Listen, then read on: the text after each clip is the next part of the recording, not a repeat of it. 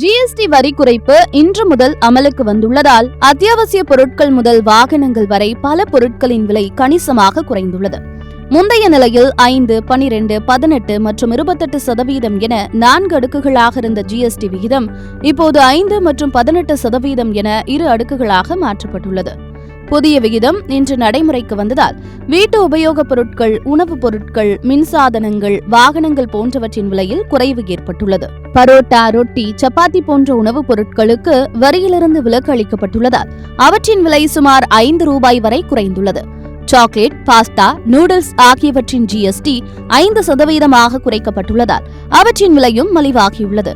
அதேபோன்று பனீர், நெய், வெண்ணெய், உலர்பழங்கள், நொறுக்குத்தீனி ஆகியவற்றின் விலையும் குறைந்துள்ளது.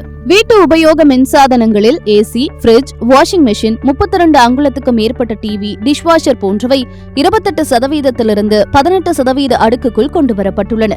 இதனால் அவற்றின் விலை சுமார் 10% வரை குறைந்துள்ளது.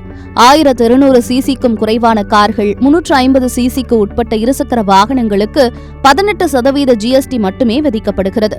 மேலும் டிராக்டர் மற்றும் வேளாண் கருவிகளுக்கான வரி 5% நிர்ணயிக்கப்பட்டுள்ளதால் டிராக்டர்களின் விலை 23,000 ரூபாய் முதல் 63,000 ரூபாய் வரை குறைந்துள்ளது.